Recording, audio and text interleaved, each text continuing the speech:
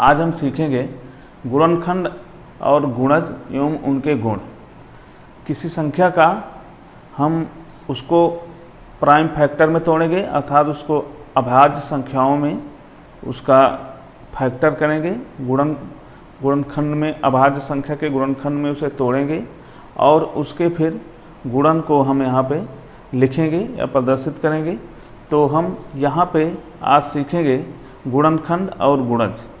माना कि हमारी कोई दो x y दो प्राकृत संख्याएं हैं, इनका हमने x और y जो है यदि y x से पूर्णतः विभाजित होता है तो हम कह सकते हैं कि x y का एक गुणनखंड है और y x का एक गुणज है।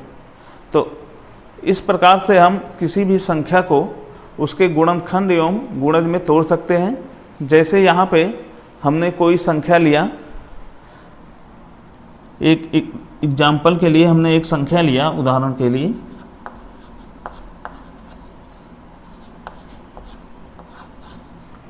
2 और 3। 2 और 3 एक संख्या है जिसका मल्टीपल जो है 6 होगा। 2 और 3 को अगर हम मल्टीप्लाई करेंगे तो इसकी वैल्यू 6 आएगी। जैसे यहाँ पे हम देखते हैं 2 × 3 तो ये हो गया 6।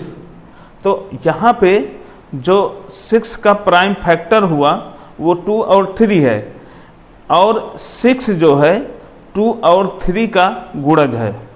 6 जो है 2 और 3 का गुणज है और इसका 6 का गुणनखंड 2 एवं 3 है, अर्थात 2 और 3 है। तो यहाँ पे हमने देखा किसी भी संख्या को अगर वो संख्या, जैसे यहाँ पे हमने x और y दो वेरिएबल लिया है और ये दो प्राकृतिक संख्याएं हैं, यदि y x से पूर्णतः विभाजित होता है तो हम कह सकते हैं कि x y का एक गुणनखंड है और y x का एक गुणज है। तो इस प्रकार से हम किसी भी संख्या का उसके प्राइम फैक्टर में तोड़ सकते हैं, अर्थात उसके अभाज्य गुणनखंड में लिख सकते हैं। अब यहाँ पे हम कुछ नोट देखेंगे, कुछ हमारे इम्पॉर्टेंट फैक्ट हैं जिसको हमें जानना ज़रूरी है। जैसे यहाँ पे एक प्रत्येक संख्या का गुणनखंड है, तो एक हर संख्या का गुणनखंड होता, कोई चाहे बड़ी संख्या हो या छोटी संख्या हो, सबका एक गुणनखंड अवश्य होता है, मतलब एक प्रत्येक संख्या का गुणनखंड है। तो एक जो है प्रत्येक संख्या का गुणनखंड होता है। फिर नंबर 2 है प्रत्येक संख्या स्वयं का गुणनखंड होती है। चाहे जो भी संख्या हो वो अपने आप में स्वयं का गुणनखंड होता है। जैसे हमने यहाँ पे 7 लिया तो 7 × 1 बराबर 7 और यहाँ पे 1 भी 7 का गुणनखंड है और 7 भी 1 का एक गुणनखंड है। तो दोनों यहाँ पे आपस में एक गुणनखंड हुई। जैसे एक 7 का गुणनखंड हुआ और 7 1 का गुणनखंड हुआ। तो यहाँ पे प्रत्येक संख्या का गुणनखंड है। इससे हमें लग गया कि प्रत्येक संख्या के साथ एक जो है गुणज होता है, अर्थात गुणनखंड होता है। यहाँ पे जैसे हमने 7 × 1 किया तो ये 7 जो है 1 का गुणनखंड हो गया और 1 7 का हो गया। तो इस तरह से हम देखते हैं कि प्रत्येक संख्या स्वयं का गुणनखंड होता है। केवल एक ऐसी संख्या है जिसका केवल एक गुणनखंड है। तो एक ऐसी संख्या है जिसका केवल एक फैक्टर है, अर्थात एक गुणनखंड है। और शून्य सभी संख्याओं का गुणज होता है। शून्य सभी संख्याओं का गुणज होता है। तो कोई भी संख्या हो शून्य उसका गुणज होगा। तो इस तरह से हमने देख लिया नोट में कि एक प्रत्येक संख्या का गुणनखंड होता है और प्रत्येक संख्या स्वयं का एक गुणनखंड है। केवल एक ऐसी संख्या है जिसका केवल एक गुणनखंड है और शून्य सभी संख्याओं का गुणज है। अब हम कुछ एग्जाम्पल देखेंगे। अब यहाँ पे हम यहाँ पे क्वेश्चन लिए हैं 540 का, इसका अभाज्य गुणनखंड हमें लिखना है। अभाज्य गुणनखंड क्या होगा? अभाज्य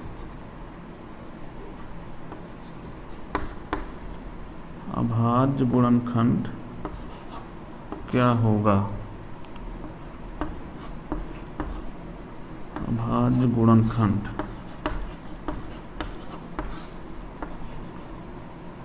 क्या होगा।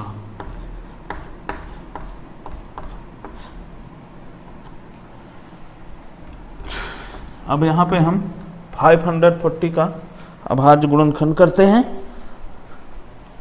तो ये हमारा संख्या लिख लेंगे हम 540, फिर इसको हम डिवाइड करेंगे सबसे पहले 2 से। तो यहाँ पे आ जाएगा 270, फिर 2 से, फिर 2 1, फिर 3, फिर 5। अब फिर इसे हम 5 से डिवाइड करेंगे, प्राइम फैक्ट इसका प्राइम नंबर से ही डिवाइड करेंगे। यहाँ पे हमने 2 से डिवाइड किया, 2 हमारा प्राइम नंबर होता है तो इसको हम प्राइम फैक्टर ही करेंगे। तो यहाँ पे प्राइम नंबर हमने 2 लिया और इसको डिवाइड किया, 270 आया, फिर 2 से डिवाइड किया तो 135 आया। फिर अब इसे 5 से डिवाइड करेंगे तो ये आ जाएगा हमारा 5, 2 आ जाएगा और यहाँ पे 7 आ जाएगा। फिर इसे हमने यहाँ पे अब 3 से डिवाइड करेंगे तो यहाँ 9 आ जाएगा। फिर इसे 3 से डिवाइड करेंगे तो यहाँ पे 3 आ गया और फिर इसे 3 से डिवाइड करेंगे तो इसे 1 आ जाएगा, अर्थात लास्ट में 1 आएगा। तो हम तब तक प्राइम फैक्टर में तोड़ते हैं इसको, तब तक हम इसको प्राइम संख्या से डिवाइड करेंगे जब तक लास्ट में 1 ना आ जाए। तो यहाँ पे लास्ट में 1 आ गया, तो लास्ट में 1 आ गया। अब इसके हम प्राइम फैक्टर को लिख लेंगे फैक्टर के फॉर्म में, मल्टीपल के फॉर्म में इसे हम लिख लेंगे। तो इसका 540 का जो प्राइम फैक्टर होगा वो ये होगा 2 × 2 × 5 × 3 × 3 × 3। तो ये इसका प्राइम फैक्टर हो गया, 2 × 2 × 5 × 3 × 3 × 3। तो ये इसका प्राइम फैक्टर आ गया। यही हमारा अभाज्य गुणनखंड होता है। इसी प्रकार से किसी भी संख्या का हम अभाज्य गुणनखंड निकाल सकते हैं। और कुछ एग्जाम्पल देखते हैं। अब यहाँ पे हम एक संख्या लेते हैं 675, इसका अभाज्य गुणनखंड करते हैं।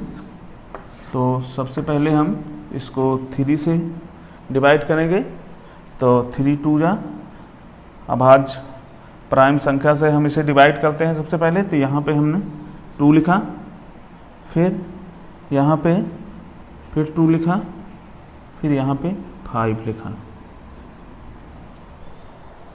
अब इसे हम फिर से 3 से डिवाइड, 3, फिर 3 से डिवाइड करेंगे तो ये हो गया 21, 15, 75 आ गया। अब फिर इसे हम 3 से डिवाइड करेंगे तो यहाँ पे 3, तो यहाँ पे आ गया 25 आ गया। फिर इसे हम 5 से डिवाइड करेंगे, 5 से, तो उसका 5 हो गया। और फिर लास्ट में 5 से डिवाइड करेंगे तो ये 1 आ गया, लास्ट में 1 आना चाहिए। तो इस प्रकार से हमने डिवाइड कर लिया। अब इसका हम प्राइम फैक्टर लिख लेंगे, अर्थात अभाज्य गुणनखंड लिख लेंगे। तो ये हमारा हो गया 675 इक्वल टू 3 × 3 × 3 × 5 × 5। ये 675 का अभाज्य गुणनखंड हो गया। वही ऐसे हम किसी भी संख्या का अभाज्य गुणनखंड इस बेस से निकाल सकते हैं। अब हम कुछ और संख्याएं देखते हैं। अब हम यहाँ पे कुछ और क्वेश्चन देखेंगे, क्वेश्चन नंबर 3। यहाँ पे हमने एक संख्या लिया 360 का 360 का अभाज्य गुणनखंड निकालेंगे। 360 का अभाज्य गुणनखंड, अभाज्य गुणनखंड, अभाज्य गुणनखंड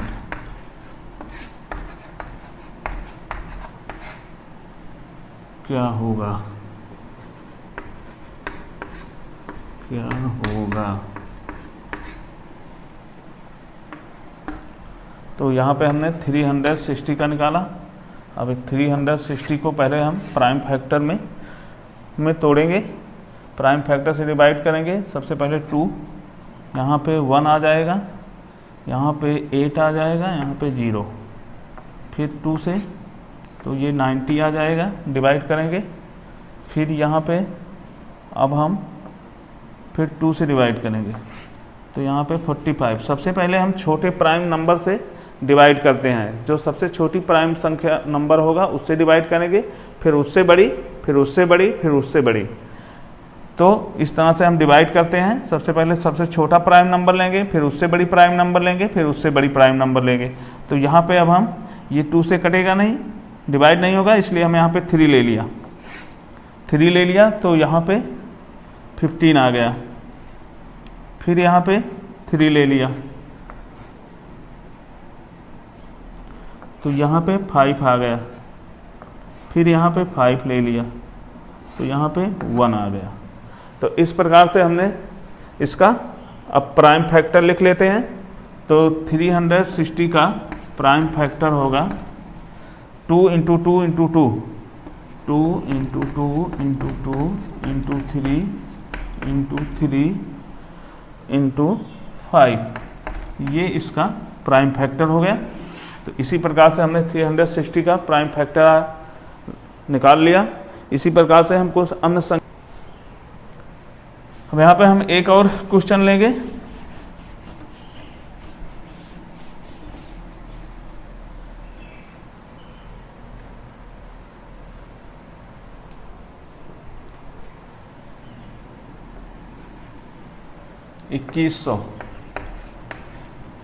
ये क्वेश्चन नवोदय 2022 का है। यहाँ पे इसे हमें अभाज्य गुणनखंड में तोड़ना है। तो ये नवोदय 2022 में JNV क्लास 6 एंट्रेंस 2022 में आया था। इसको हम डिवाइड करेंगे। यहाँ पे सबसे पहले हमने इसको यहाँ पे हम लिख लेंगे 2100, और अब इसको हम डिवाइड करेंगे। तो यहाँ पे हम सबसे पहले 2 से डिवाइड करेंगे। 2 1 जा 1, 2 5 जा 10, और फिर 0। फिर इसे 2 से डिवाइड करेंगे तो ये 5 आ गया, ये 2 आ गया, और यहाँ पे 5 आ गया। फिर अब इसे हम 5 से डिवाइड करेंगे।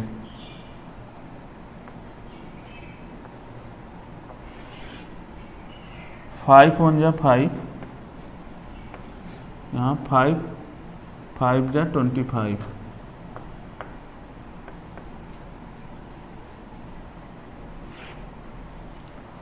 इसी प्रकार से फिर 5 से डिवाइड करेंगे। तो 5 2 जा 10, और 5 1 जा 5। फिर यहाँ पे हम अब 3 से डिवाइड कर देंगे। तो यहाँ पे 7 आ गया, और यहाँ पे हम फिर 7 से डिवाइड करेंगे तो यहाँ पे 1 आ गया। अब इसका जो प्राइम फैक्टर होगा वो हम इस प्रकार से लिख लेंगे 2 1 0 0 equal to 2 into 2 into 5 into 5 into 3 into 7, ये इसका प्राइम फैक्टर हो गया। 2100 का प्राइम फैक्टर ये हो गया। अगर इसे मल्टीप्लाई करें तो 2 2 जा 4, 4 और 5 जा 20, 25 जा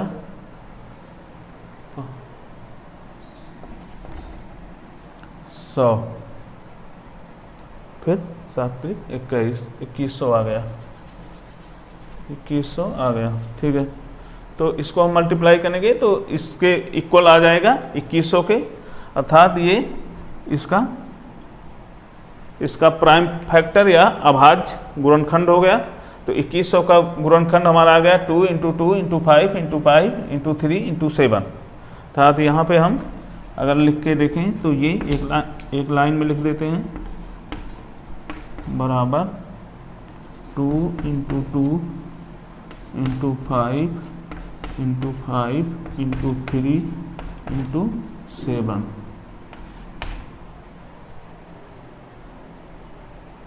तो इस प्रकार से ये इसका प्राइम फैक्टर आ गया। इसी प्रकार से किसी भी संख्या का हम प्राइम फैक्टर निकाल सकते हैं। अब यहाँ पे हम क्वेश्चन नंबर 5 देखते हैं। क्वेश्चन नंबर 5 में हमने ये एक क्वेश्चन लिया है 36036 का अभाज्य गुणनखंड में इसे हमें तोड़ना है, अर्थात इसका हम अभाज्य गुणनखंड लिखना है। तो यहाँ पे हम देखेंगे इसका अभाज्य गुणनखंड। सबसे पहले इस संख्या को लिखा 36036। अब इसको हमने सबसे पहले 2 से डिवाइड किया, तो यहाँ पे आ गया 18, 0 फिर 18, फिर इसे 2 से डिवाइड किया तो यहाँ पे आ गया 9, 0 फिर एक 0 और बढ़ाएंगे, फिर 18 लिखेंगे, फिर 9 लिखेंगे, फिर 9 लिखेंगे। तो 9 इसको जब डिवाइड करेंगे तो 9 आएगा, फिर 0 और फिर इस दो संख्याएं एक साथ जब उतारी जाती हैं तो एक 0 बढ़ जाता है, तो यहाँ पे 0 आ गया और फिर 9 आ गया। अब फिर इसे हम 3 से डिवाइड करेंगे, तो यहाँ पे 3 फिर 0 0 फिर 3, फिर इसे हम 3 से डिवाइड किया, फिर ये 1 0 0 1, फिर इसे हम अब 7 से डिवाइड करेंगे। 7 से डिवाइड किया तो यहाँ पे आ गया 7 1 जा 7, तो 7 1 जा 7 और 7 4 जा 28, तो 7 4 जा 28 और फिर 7 3 जा 21, फिर यहाँ पे हम अब 11 से डिवाइड करेंगे, तो 11 से डिवाइड किया तो 11 1 जा 11, 11 3 जा 33, फिर हम इसे 13 से डिवाइड किया तो 13 से, अब यहाँ पे 13 1 जा 13, तो यहाँ पे 1 आ गया, 13 1 जा 13। तो इस प्रकार से हमने इसका प्राइम फैक्टर लिख लिया 36036, और इसका जो प्राइम फैक्टर आएगा अर्थात अभाज्य गुणनखंड आएगा वो हमारा 2 × 2 × 3 × 3 × 7 × 11 × 13। तो ये इसका अभाज्य गुणनखंड आ गया, या इसको हम यहाँ पे लिख लेते हैं 36036 बराबर 2 × 2 × 3 × 3 × 7 × 11 × 13। इस प्रकार से हम किसी भी संख्या का अभाज्य गुणनखंड निकाल सकते हैं। हमने देखा अभाज्य गुणनखंड इस तरह से हम किसी बड़ी से बड़ी संख्या या छोटी से छोटी संख्या का अभाज्य गुणनखंड निकाल सकते हैं। Thank you. Please subscribe comment and share this channel.